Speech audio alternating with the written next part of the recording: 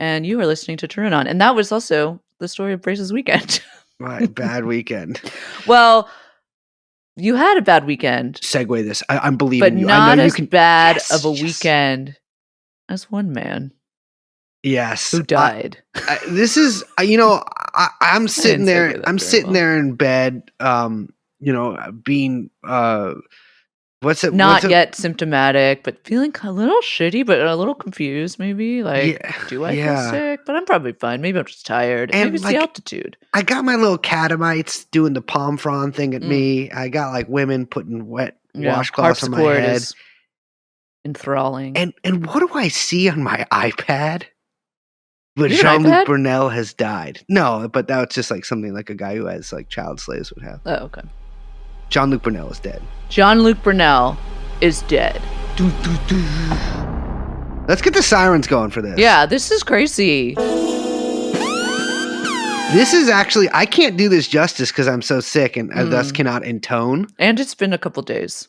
But Jean-Luc Brunel has committed suicide via hanging, allegedly, in prison. In Paris. In Gay Paris, in the heart of Paris, too, in the La Santé prison. Yeah. The most French thing ever, having the prison in the center of the town. Yeah, they charge really high rent for a cell there, too. It's crazy. Yes. So Jean-Luc Brunel, like you said, found hanging in a cell at La Santé prison in Paris around 1:30 a.m. Last Saturday. Now, there seems to be some debate among, I just want to say, some papers identified him as 76, some papers identified him as 75, and some even as 74. And there is debate actually about how old he is because no one can actually find a birth certificate for him. Very strange family he comes from. It's funny. I was actually looking through our old notes on him last night, and I realized that we couldn't figure out how old he was too. Like I thought he was born in 1946. He might not have been. Yeah. Jean-Luc Brunel is not his real name. No one even knows the name of his sister. It's like, yeah, it's totally, he's got a very weird background. We should definitely link to those episodes, by the way, because we've done a couple episodes on him where we kind of go into depth on his kind of entire operation. But before we talk about him, like, in relation to the Epstein network, let's go through what happened on Saturday. So he, like we said, he was in La Santé prison in Paris. He was arrested last Christmas, but the Christmas before. Yes. And he had already been kind of labeled a vulnerable person. They should put me in there. Yeah, in French prison. So he was being kind of patrolled by like 5 or 6, maybe even 7 guards. And the French prisons are a little bit different. So like they don't actually, like if you go on suicide watch, they don't just like let you be on suicide watch, and they have like pretty strict privacy laws for inmates. So there's only like, so they don't have cameras actually in the cells and stuff because they think it violates privacy. But yeah, so if you're put on suicide watch, they basically like transfer you to one little section before they send you to a mental hospital. So he tried to kill himself a few times, it came out. This hadn't actually previously, I think, been reported until after he killed himself. But he'd attempted suicide in the past while in prison. Yes. And I don't think I read actually how he had done it, but I don't think in fact I think they were deliberately vague on that. Yeah, but I guess this time he succeeded. Have you looked at the pictures of the actual cell? I mean, I don't think it's his cell necessarily, but the kind of cell he's in. Someone dug up some pictures of those. It's like very French looking. There's a burner in it. You can cook food. It's a little like Wes Anderson looking. I gotta say, like in that way where like even in, everything's a little like pretty charming in France, even though like kind of like more like 60s, 70s stuff, It's a little like Nouvelle Vague. He's got like his little writing desk. The bed's very small, which I think is like a twee thing for some reason because like you're kind of sexless. My thing is, if you're going to kill somebody or if you're going to do any kind of major crime, you got to do it in Western Europe because I'm telling you, these cells they are like suites. I mean, this is better than some apartments I've lived in, for Christ's sake. So he's been getting hit with more and more charges as time goes on, and they've added up to rape, to sex trafficking, to sexual harassment. And so I think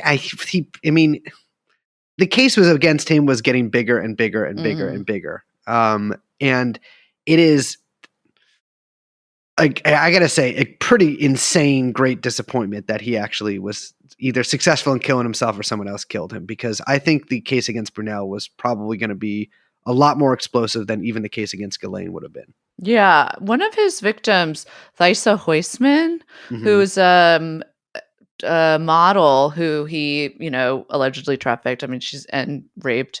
She had this comment to say, which I think was like very poignant. Jean-Luc Brunel, the model agent who raped me and countless other victims, has been found dead in his prison cell. He supposedly hung himself last night. How do I feel about this? I'm in shock, angry, disappointed, and speechless. Thoughts run through my head. Was this really suicide or was he killed? Brunel was not a man who would kill himself. He was convinced he was going to get out of jail soon. Strange? No? For me personally, it feels disappointing. I have been fighting for years, and I imagined I would feel closure if Brunel would stand trial. This is a completely different ending without any real justice for his victims. Yeah. I mean, it really does feel that way where it's like it before we talk about the actual like suicide itself, what he was kind of running and accused of running with Epstein. I mean, just that this whole kind of side has now been closed without any resolution for Yeah. for the girls is I don't know. Yeah, no, I mean it is. I mean, with Brunel especially, his reach was so far, and his actual participation in it was greater than Ghislaine's. I mean, he was himself like a rapist of some renown, and to get out of or to have himself taken out of the running for a trial here, or for any sort of public accountability after decades and decades and decades and decades of dodging for it, having it covered up by other people he was in business with, including some people who are still pretty prominent today. It's just, I mean, it's just such a massive disappointment.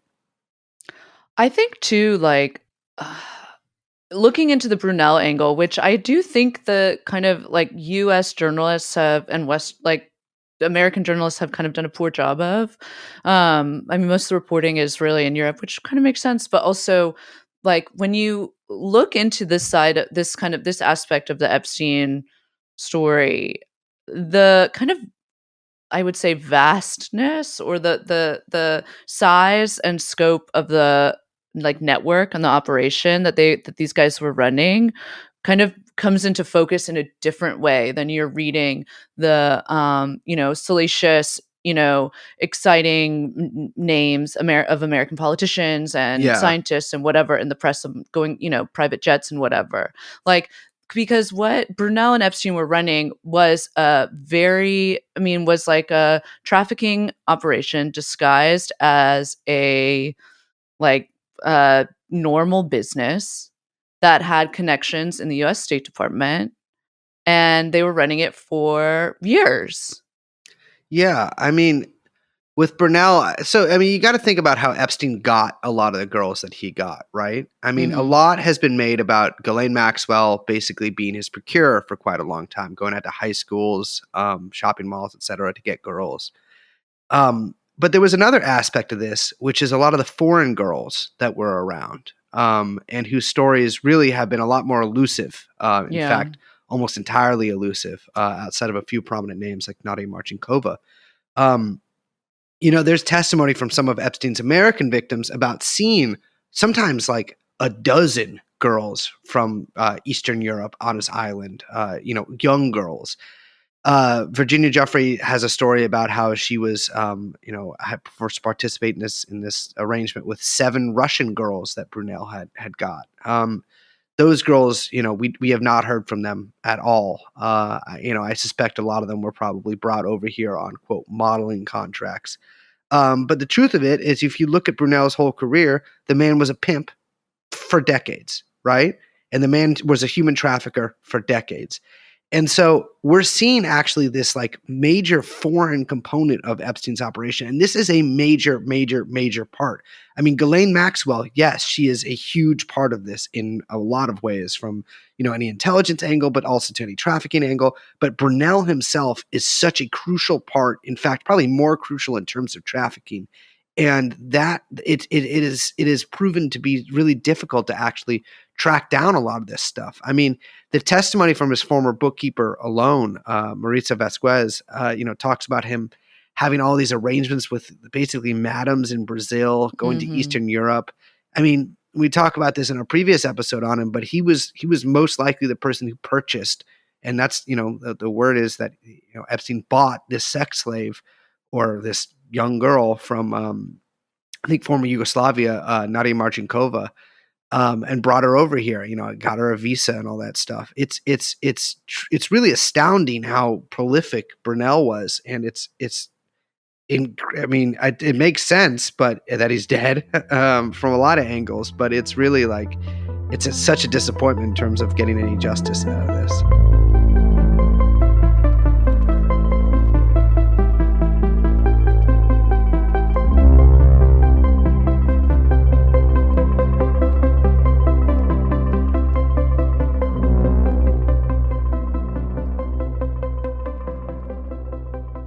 So, in case you haven't listened to our previous episodes about that, first of all, what the hell's wrong with you? Go back and listen to that. But two, I do want to say that, so Epstein and Brunel were in business together. They had I'm using air quotes here, but you can't see, air quote, modeling agency called MC2. But really, it was just a human trafficking operation for basically Epstein and Brunel's purposes. But they were in business together. Jean-Luc Brunel was a model scout. He had an agency prior to that called Karen Models, which was pretty big.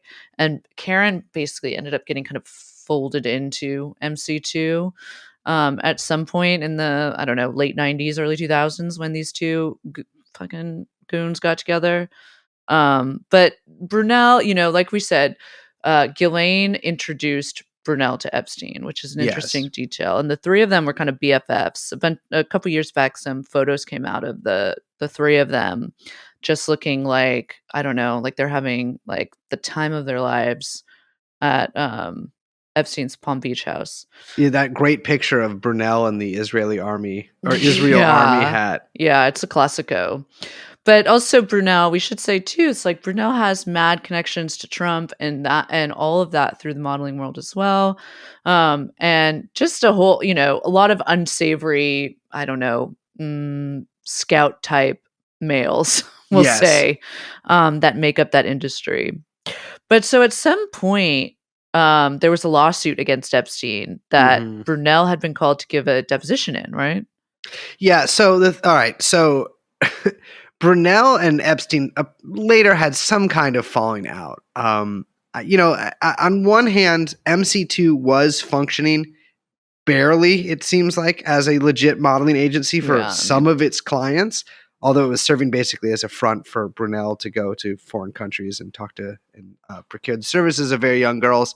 But after Epstein was arrested for having sex with a child, Brunel decided that was pretty bad press in terms of actually getting young girls to sign up for his modeling agency. So he sues Epstein for loss of business.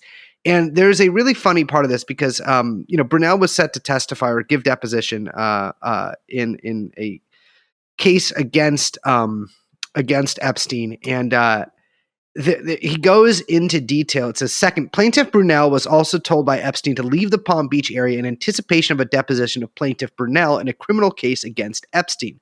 On the direct advice of Epstein, plaintiff Brunel went to Europe and Asia for a period of time. This was done for the sole purpose of delaying plaintiff Brunel's deposition. As a direct result of plaintiff Brunel's travels, his deposition was delayed twice. When it was finally scheduled for November 2009, plaintiff Brunel was in fact available. However, a medical emergency in the family of his attorney, further delayed his deposition. It was never rescheduled and he was never deposed. This is a blatant example of obstruction of justice in the criminal case. Epstein was solely responsible for telling plaintiff Brunel to leave the area. Plaintiff Brunel lost a huge opportunity to clear his name and that of his agency, plaintiff MC2. So what Brunel is saying here is, I cannot believe this son of a bitch Epstein told me to leave the country so I couldn't give a deposition in a criminal case against him. And that I did that. Yeah, man, this I mean, come on, that's your fault. It's your fault. You're Yeah. literally saying Fool like, me "Oh yeah, once, I took his fool me advice twice. You know and what I'm then saying? I went out of the country, so I didn't get deposed, and now I'm pissed I wasn't deposed." Uh, It's pretty incredible. There's all these letters from I think like Nordstrom's and stuff in support of Brunel's getting a visa here in the first place, and then there's a series of emails from former clients of his saying that they can no longer work with him because his name is associated with human trafficking. And there's a lot of like smiley faces and like, "Oh, I hope you're doing well, Jean-Luc. Unfortunately, there's been some press about your company and pedophilia, and so unfortunately, well, the mothers of some of our models don't feel comfortable working with you anymore."